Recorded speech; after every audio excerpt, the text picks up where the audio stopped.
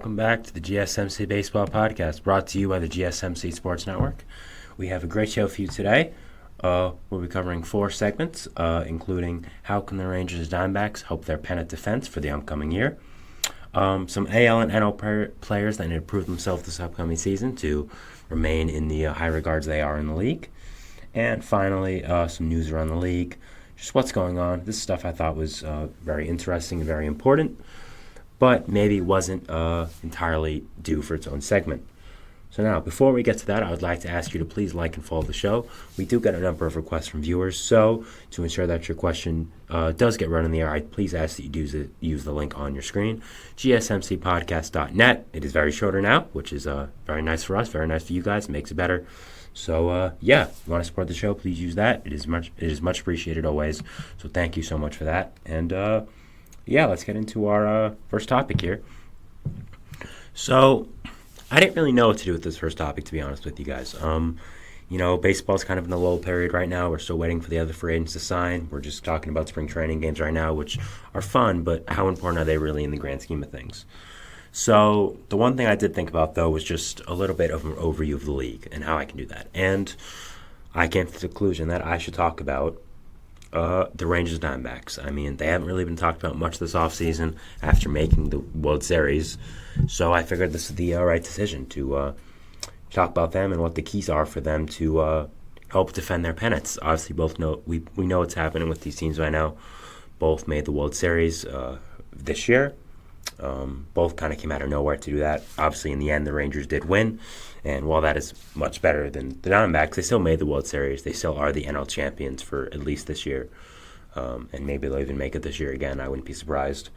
So, just talking about the keys for them and how they can repeat for what they did last season. Hopefully for the Diamondbacks, they go the extra mile instead of just making the World Series.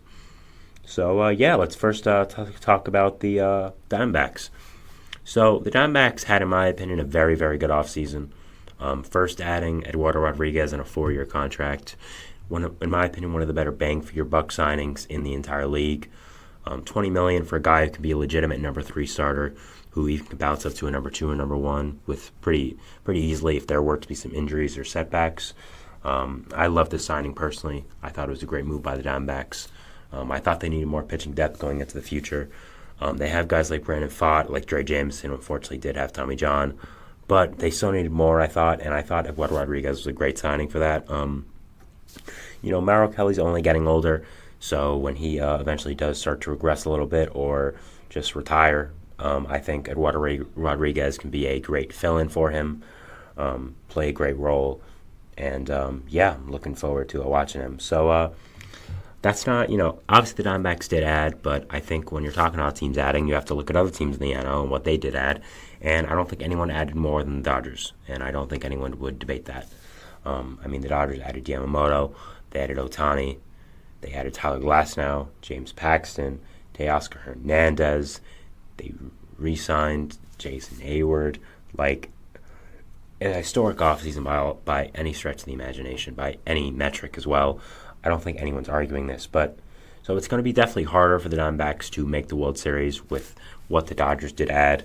Not even the Dodgers as well. I mean, you have other teams that added a lot as well this offseason. Teams maybe aren't as afraid of like the Dodgers, but you have teams like the Reds who added a good amount. The Cubs who just, added something this week even. The Braves added some stuff, not much, but Chris Sale's still very good. Jared Kelenic still some stuff left in the tank probably. Reynaldo Lopez is fine. So a lot of teams added a good amount of players. I mean, even the Giants, their rival, added Soler. They added Jung Hoo Lee.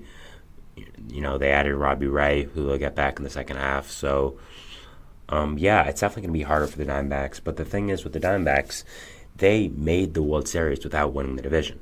So if anyone could do it, it's them. And so, as of right now, I will say if this season were to start today, I would have them as the 4th seed. I do think right now they're probably the 3rd best team in the NL. If I had to give, a little measurement there, I'd probably go Dodgers, Braves, Diamondbacks.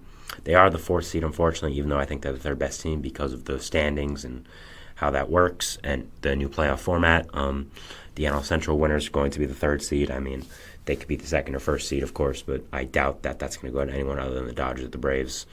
So the Diamondbacks would have to go through the Diamondbacks or the Braves if they were to make the playoffs. Again, the Reds are no team to cough at. I think they're the favorites in my opinion, as I've said multiple times over this. You also have teams like the Cubs. I think they could win the Central if everything goes right. Cardinals, Pirates, a lot of okay teams in the NL Central, so it's going to be very interesting to see who does get that third seed. Again, it's not set in stone that they're getting the third seed. It's incredibly likely, in my opinion.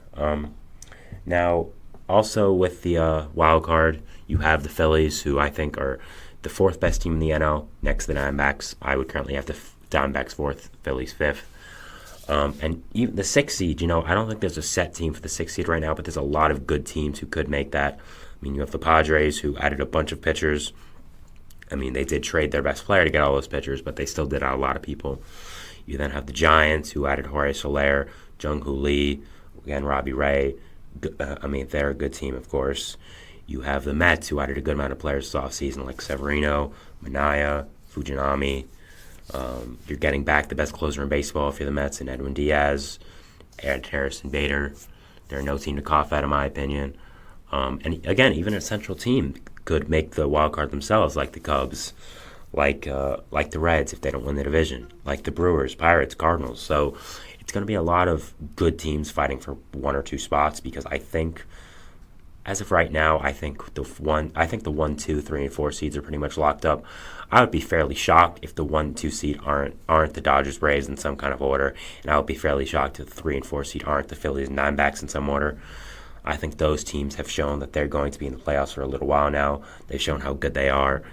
And, I'm really excited to see what happens with them and see what they do overall. So it's going to be harder for the Diamondbacks to repeat as NL champions. But I think they've added a lot this offseason. I didn't even mention some of the guys that they've added as well, like Chalk Peterson. They added Randall Grichuk, Eugenio Suarez. No superstar pieces. I don't even think Eduardo Rodriguez is a superstar piece, but a lot of nice pieces around the margins that definitely help your team and help you to go where you want to go. And I'm super excited to see what happens there, and just see how those new additions fit, and see what the Diamondbacks do this offseason. A lot of teams who are young and make surprising playoff runs, they go from the hunter to the hunted. Teams want to beat them. They want to say, we beat the Diamondbacks. That's what the Diamondbacks are right now in the place of their team because of what they did last year. So I'm looking forward to that, seeing what the Diamondbacks do, seeing what their title defense does look like for the NL, and seeing how their new additions can help them. Overall for them, I just think the key is pitching. If Zach Gallen continue to play the way he is, I think that's a big help, of course. I mean, Merrill Kelly, same thing. Eduardo Rodriguez, if he can come in and be the guy that he was in Detroit, in Boston for a few years, I think that helps you so much. And I think the key is pitching for them. And I also think the key is pitching for the next team I want to talk about, which is obvious. It is the Rangers. The Rangers obviously did end up winning the World Series after kind of a shocker. They had a very tumultuous season. They started off the season extremely hot after a huge offseason. They dealt with some injuries, kind of came back down to earth, went back up at the end, and then came back down to earth again, getting the 5th seed in the American League.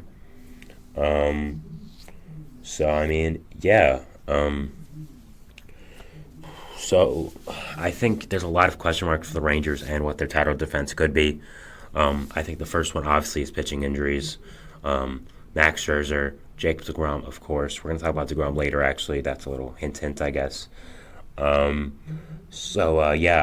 those guys, they're big for the team. They're going to be out at least the start of the year, at least till the halfway point of the year, and they probably will be out longer than that, simply because they are older. They have injury risks, so it's not just like a young guy who strained his hamstring a little bit is going to be out. No, these are serious arm injuries for older pitchers who have a track record of getting hurt.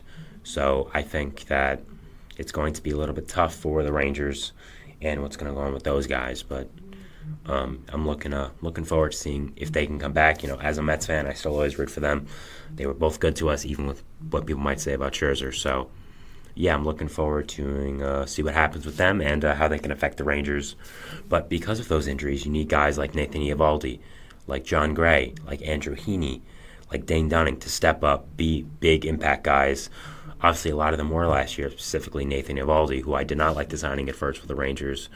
I thought he was going to be injured, but he proved me wrong and was really an ace for that staff of the Rangers. Went back to what he did what he did with Boston before he got hurt. So those guys need to step up again. And even though your pitching has a lot of question marks, I don't think your hitting core does. I mean, the hitting core of Texas is just absolutely incredible. We know this. I mean, Jonah Heim, first a catcher, one of the better catchers in baseball, was a big defense-first guy with Oakland, couldn't really hit, came to the Rangers and just exploded with his bat. He's now one of the better catchers in baseball. Nathaniel Lowe, acquired from the Rays. Usually trades with the Rays don't work out well, but it did work out very well here for Texas. Has become a very, very good first baseman. Not great with the glove, but he's been amazing with the bat, which is all that matters, first base. Really become a part of that core. And, of course, you have the $900 million middle infield or something like that. Marcus Semien and Corey Seager both were signed to absolutely mega contracts. And, they've paid off. Semien's had a little bit of a rougher start than Seager, but still has been a really good player for them. Seager's been, of course, incredible. He's been an MVP candidate the past few years, probably would have won an MVP if Shohei Ohtani didn't exist. So, what else can you say about Seager? I think he's shown at this point that he's clearly the best shortstop in the league. I don't think that's really up for debate right now. I think right now with shortstops, it's him, it's Lindor, and it's Bobby Witt Jr. I don't really think anyone else has a claim for best shortstop in the league. And I was very skeptical about the Seager signing when they did sign him. But he's definitely proved me wrong. He's been a great player for the Rangers, won World Series MVP with them. And, he's definitely proven all the naysayers wrong about his contract. He needs to work in his fielding a little bit, but when you hit like that, it's pretty okay. So I don't think Rangers fans are complaining. And now, you have third base. You have Josh Young, who's become a very nice young player for them. Definitely part of their young core going forward. Sorry about the screen there. I'm looking forward to seeing what he can do in the future, and he can be part of that young Rangers core.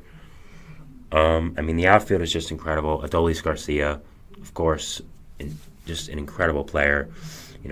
So much swag with him, so much pure raw talent, athleticism as well. Acquired from the Cardinals in a minor trade, and it's just blossomed in Texas. Become a fan favorite, become a building block of that organization. And, he's been so good. You have Evan Carter, who came up a little bit last year, showed people what he can do and how good he can be. And I'm looking forward to a big season from him. I'm very much looking forward to watching him, seeing what he can do, seeing how we can string together this season. And, he's a great player, Evan Carter, and I'm really looking forward to seeing what he can do. You have Wyatt Langford, who I've talked about so much on the show. I'm going to try to cut back then a little bit, but he's so good. He hits the ball so far. He's such a good player from Florida. One of the top draft picks for a reason, and I'm really excited to watch him this season. I do think he'll make the team out of opening day, and I'm looking forward to seeing what can happen with him and how he is going to play with the Rangers. Overall, I think those are really the keys for the Rangers and Diamondbacks, and how they can repeat as champions of their respective leagues. I'm looking forward to seeing both of their title defenses and seeing if we can get a rematch with the World Series. I'd rather not get that because it's kind of boring, but both are really good. Both made some nice additions in the offseason. The Rangers, of course. I talked about the Diamondbacks added. The Rangers didn't add much, but they did add, under the radar guys like Tyler Mahle, who's going to be out. David Robertson, who's a fine bullpen arm. They're hoping he could be like he was with the Mets in the first half. Adding to the back of the bullpen with Jose Leclerc as well. So, both make good moves. Both are looking forward to having a title defense, and I'm looking forward to watching it. So that's the end of our first segment here. We're going to take a break, but the next segment we're going to be talking about AL players that need to prove themselves. A player on each team that I think needs to prove themselves for next year, show that they're still, themselves, show that they're still very good. And, I'm looking forward to talking about that and seeing what people have to say. So, see you after that. Thanks.